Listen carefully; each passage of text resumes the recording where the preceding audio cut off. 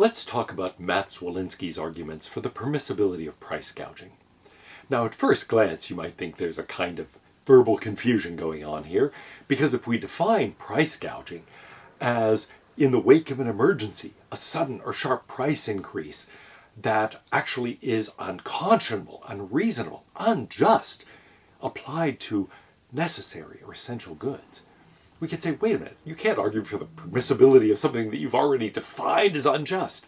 And so if the injustice is part of the definition of price gouging, you might say, well, but price gouging is unjust. It's just analytically true. It's built into the definition. But what Zwolinski has in mind is that what happens in the result of an emergency, in the result of a natural disaster, for example, is that, yes, prices on a variety of things rise and rise sharply. Why? Well, for easily understood economic reasons. Because supply is limited and uncertain, resupply is especially uncertain, demand is great, and so what happens then? Of course prices rise. But the question is whether that is unjust. Whether we've got an emergency causing a price increase that's quite sharp on necessary goods is thereby unreasonable, unconscionable, unfair, or unjust. So we might say, look, this is precisely the connection that Zwolinski is challenging. All of this, he says, might be taking place, true, but does it follow from that this is unjust? There is an underlying model of justice, we have to assume, and Zwolinski's is clearly very different from that advanced by Snyder, which is Kantian, and from that advanced by Cohen and Wilbrot, that is based on Aquinas' principles. Here, Zwolinski is going to say, look, on other models of justice, there is nothing wrong with this at all. In fact, it's utterly to be expected. We have sudden increase in demand, sudden limitation of supply, prices rise. That's what's supposed to happen. Not only supposed to happen in the sense that the laws of economics predict that it will happen, but also there are good reasons for it happening. It is something that we need to have happen in order for us, the appropriate signals to be sent to both consumers and suppliers. So let's look at the arguments in more detail. What would make it wrong? He says, how could you go from the sharp, sudden price increase on necessary goods that results from an emergency to the conclusion that it's unjust? Here would be one way, say, well, it's the result of coercion. But he says, look, there's no coercion here. If somebody brings ice to your community and is offering it for sale at a high price, it's going to allow you to save the food in your refrigerator or freezer. Well, it's up to you to buy it. If you choose to buy it at $12 a bag, yeah, that's expensive, but you think, on the other hand, I have all that food. Probably several $100s of food is going to go to waste. It's going to spoil if I don't have this. Then you decide it's worth it to you. You think you are better off with the ice than with the money, even at $12 a bag. The seller has come in, trucking in this ice from some other place where there's still good supplies of ice, was not affected by the disaster. They would rather have the money than the ice, and so you're both better off as a result of the exchange. What would make that unjust? Well, we can think of some things that would make it unjust. Maybe you don't know what you're doing. You have no idea what the exchange is or the market value of ice is, but of course you do. You know, yeah, this is really expensive for ice, but I also know I can't get it. All the ice otherwise in the community is gone. It's hot. Everything's flooded. It's not easy to bring ice in here. These guys have ice. I need ice. Yeah, it's worth it to me to pay that money. And so there's no problem with information. Are they forcing you to buy the ice? Are they holding a gun to your head saying, $12 a bag, you will buy it, yeah? No, they're not doing that. And so you're both making the trade voluntarily because you think you're going to be better off. And assuming it really is ice and they're not selling you counterfeit ice or something, and you're giving them real money and not counterfeit money, well, you both are better off as a result of the exchange. So there's no coercion, there is no deception going on. It's hard to see what exactly is wrong with this. Now, some people say that, look, in this circumstance, the seller is really threatening the buyer. Pay me this or else. And not making them an offer. I will let you have this product for that price. But that too seems wrong. Threats generally reduce people's options. But the seller in this case is increasing someone's option. If they just stayed back in their hometown and didn't truck in the ice, for example, you would not have the option of buying it. Your options would be reduced. They're expanding your options by doing this. They aren't forcing you into anything, so it seems as if there's no coercion here, there's no threat. Now, if somebody comes in and purposely cuts off your electricity and says, all your food will spoil unless you pay me this exorbitant amount for this ice, yeah, then they're limiting your options by actually depriving you of the electricity in the first place.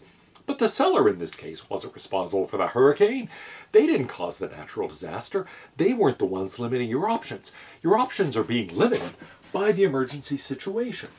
And it's that emergency, if anything, that is responsible for your feeling as if you are threatened and don't have any other options.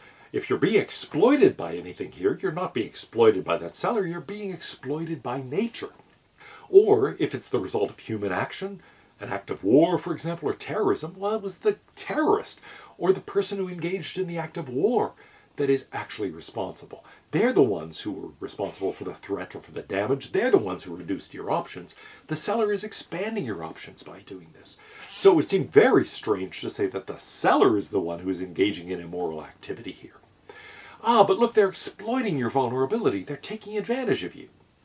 Is the seller taking advantage of me? Is the seller exploiting me? Well, I'm free to say no, right? It's not as if I'm going to die. Now, maybe if I can see the argument here that, look, if I am going to die unless I pay this exorbitant price for that good, then maybe you could say I'm being exploited. I'm being extorted, in effect, to pay that. Of course, it's not the seller that is threatening my life. It is the circumstance that's threatening in my life. If they just say, well, look, forget it, then how am I worse off? You might say, look, if the seller weren't there, I'd also have my life threatened. If they are there and want to charge me an exorbitant amount for that product, well, maybe I say, no, I can't afford it, but I'm no worse off. They can't possibly be making me worse off in this situation. And so, in what sense can I be exploited or threatened by them? Can I be harmed by them? It looks as if exploitation or taking advantage of someone we ordinarily think of as something that harms them.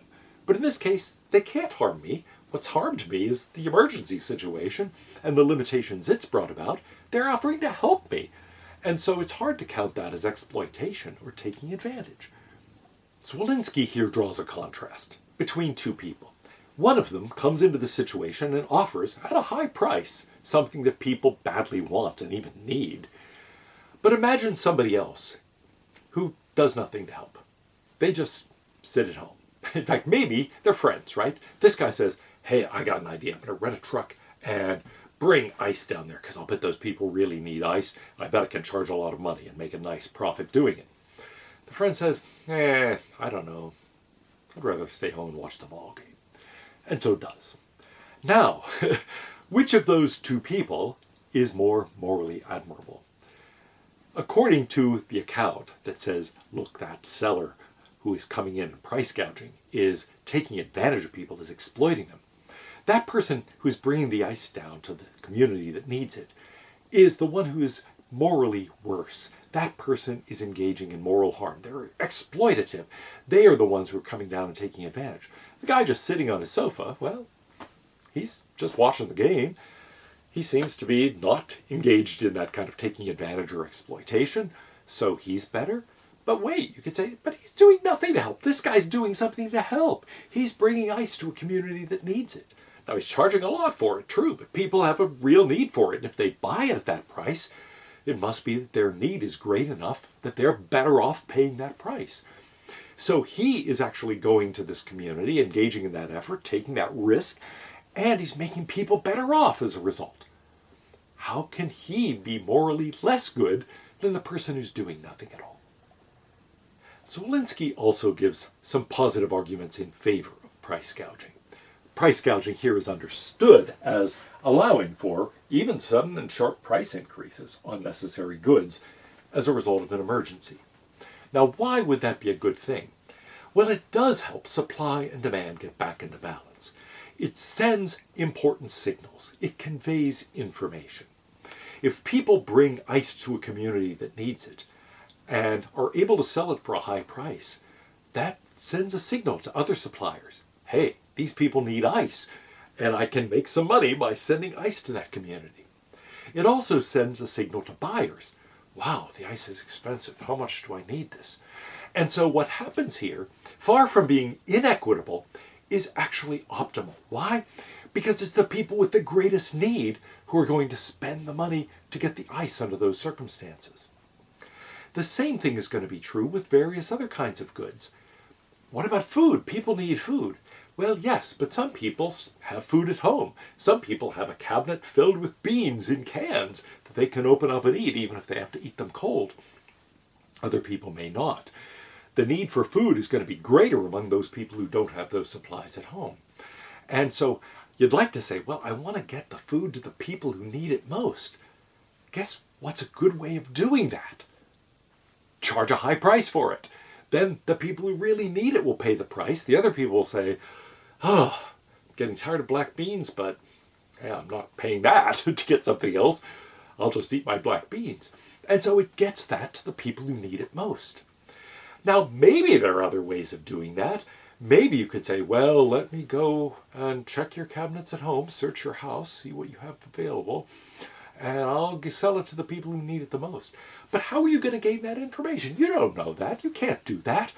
There is no way, even if it were moral to go around searching people's houses and so forth, there's no way to do that in time. This is an emergency situation. People are hungry, or people are thirsty, or people realize their food is spoiling and they need ice, and so on and so forth. And so there's no time to find out who can really afford it, who has what circumstance, how much they can afford to pay, how much they really need it. The ignorance of moral significance is itself morally significant. Now, at first glance, that's a puzzling claim, but I think he's making a deep point about the economics of these situations, as well as about their moral significance. And here's the idea. In circumstances where price gouging tends to emerge, in the wake of some kind of natural disaster or other emergency, what causes prices to increase sharply and suddenly? Well, we've said, yes, part of it is supplies are down, demand is up. So the result of that is that we're shifted to a different point. The supply and demand curves move, we've got a higher price.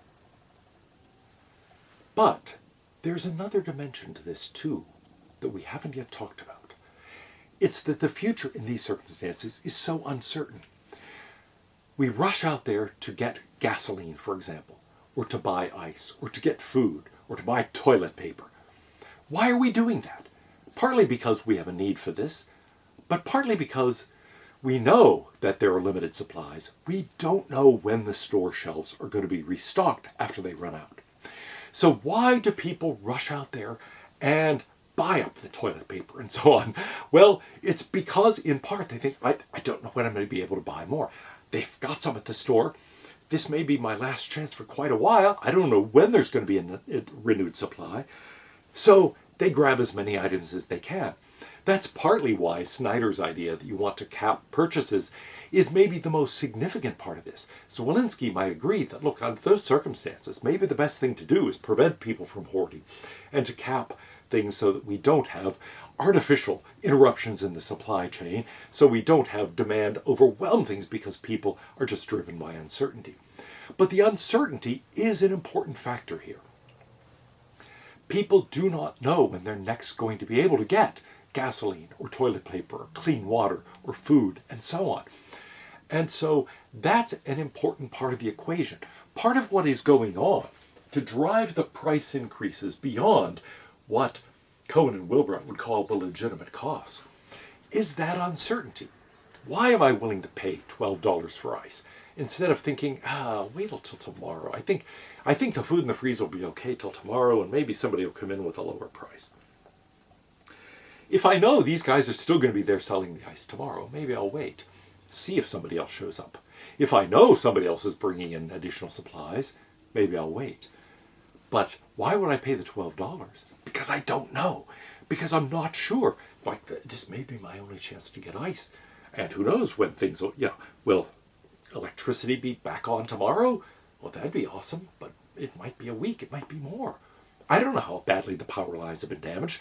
I don't know when electricity will return. I don't know when the supplies of ice will be replenished. And so I rush out there and try to get what I can while I can. It is the uncertainty about the future that drives a lot of this. Consequently, when we think about what is a just response, we've got to take that uncertainty into account. Prices rise as much as they do because of the uncertainty. What drives the shortages, what drives the demand so high, to some extent what drives the limited supply, is uncertainty about the future. You're not sure when electricity will come back. You're not sure when the water main will be fixed. You're not sure when people will manage to repair things to the point where you can live in your house again. And so there are lots of things that are just uncertain, and it's the uncertainty that drives the large gap between supply and demand here, and that drives the shortages, drives the price increases. Imposing price controls then, or limiting price increases in response to an emergency, which is what a law against price gouging does, prevents the market from readjusting supply and demand in the right way. It not only doesn't send the right signals to suppliers and to potential buyers, it also prevents people from responding rationally to the uncertainty about the future that is part of such circumstances. The result of that is that actually the most vulnerable, those least well off, are harmed the most. Now why? Because it makes the shortages persist, because it keeps the price increases going for longer. So it actually deprives people of the ability to purchase necessary or essential goods. It keeps the shortages of those necessary and essential goods going for longer. It is going to deprive more people of those goods for a longer period of time. So for a longer period of time, there is going to be too much demand and too little supply. Some people will not be able to get what they need. And that situation is going to be persistent for a longer period of time. So it is going to be the people who can't get what they need, who would be willing to pay the price because they desperately need it, without that good for longer. So it's going to keep goods from going to those who need it most, and it's going to keep that shortage going for a longer period of time. The idea is this: those price increases are sending information. They are sending information to potential suppliers that supplies are needed here and profits are available here. And so you can expect supply to increase as a result. They send signals to buyers saying, look, how much do you really need this? Because it's expensive now, and so you better really need it. Well, that means it's going to be channeling the goods toward the people with the greatest need. So on both sides, it's helping us achieve equilibrium. It is sending the goods to where they're most needed just because of the price signal itself. The important point here, Zwolinski stresses, is that markets are dynamic. And our moral intuitions sometimes forget that. We focus on the situation at hand and respond to it. We don't think about what happens as a result of it. We don't think about what happens as a result of changing the system that it's a part of. So suppose we prohibit price gouging. Suppose we say, look, all you can do is cover your costs. So you guys who are bringing in the ice, you bought it at $1 a bag. You're trying to sell it for $12. I'm sorry, that's not acceptable. We realize you rented a truck, you paid for gas, and look, you took time and effort to do this, and we'll compensate you for that. But that's it. So yeah, maybe add in your transportation costs, the truck rental, the gasoline, pay yourself a certain amount for the hours you put in, and let's say, all right, you can sell it for $2 a bag, but nothing above $2 a bag. Well, the next person who thinks, hey, those guys had that idea of bringing out, oh, they did all that for the equivalent of like, what? After all their costs were taken into account, $15 an hour?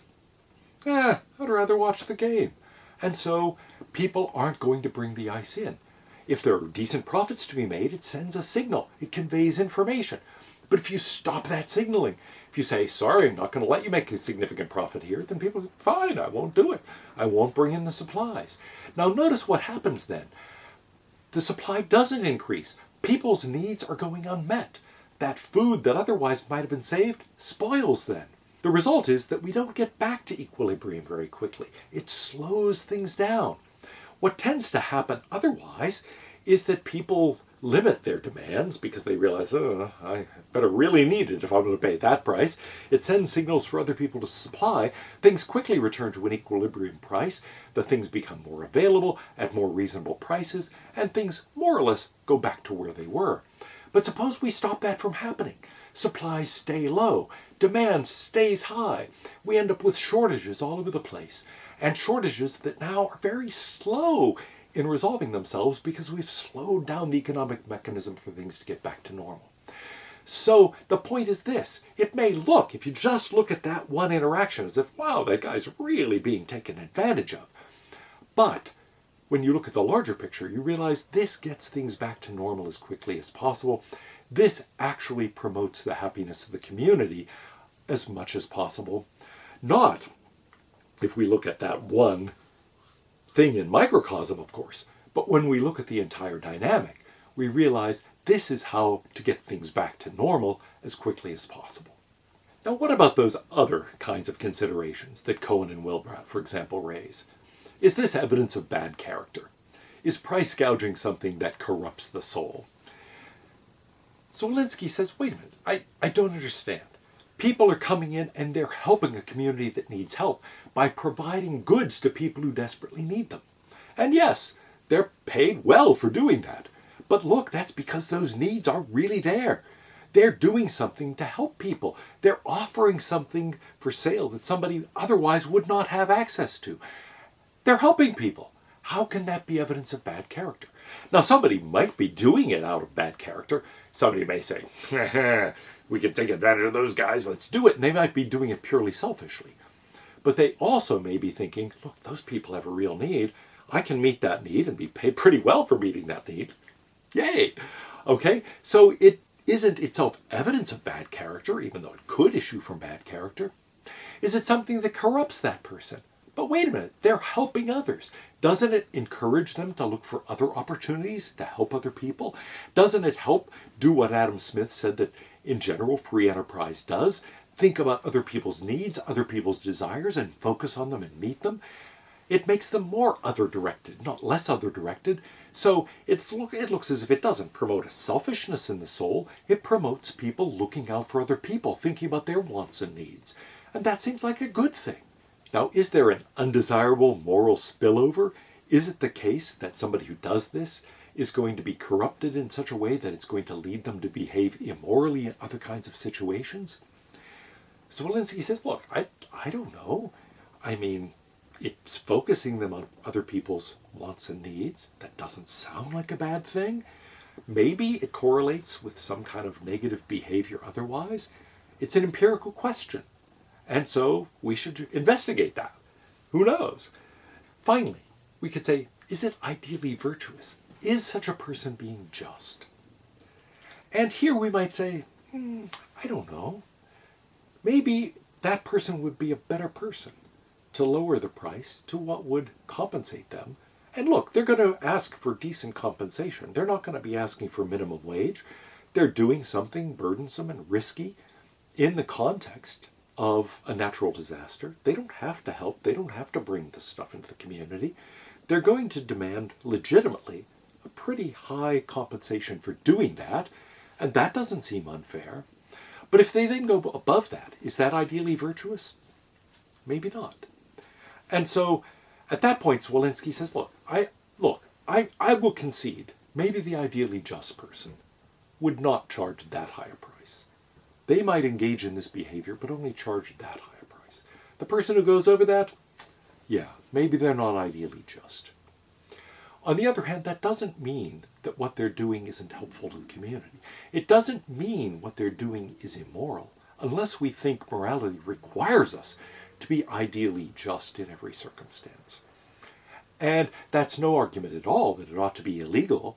People do all sorts of things all the time that are not ideally just or ideally moral, but we don't think we ought to prohibit them all. So he says, is this an ideal of justice? I think I can concede the point. It's not. The just person would do something else. the action is not thereby unjust. So here we can see that Zwolinski is appealing to a model of justice that is different from the Thomistic model that is appealed to by Cohen and Wilbrow. He is saying the fact that something is not what a just person would do is not itself an argument that it is unjust. After all, people here are helping other people. They're engaging in a voluntary transaction. Both are better off as a result. Is it ideal? No. Is it unjust? I don't see how it follows that it's unjust. So Zwolinski's conception of justice is different. This is the kind of thinking I hope this course will help you engage in, thinking about the underlying models and what's being assumed. Cohen and Wilbrut have a very specific model of justice in mind. So does Snyder. I think Zwolinski is not relying on as specific a model of justice. There's a utilitarian aspect to his argument, so we could think about John Stuart Mill in the background here, but look, this is making people better off. How can it be unjust? We could also think about other models of justice. Locke's, for example, that says, wait, people are voluntarily participating in this system. They are voluntarily engaging in these exchanges. Those people do legitimately own the ice.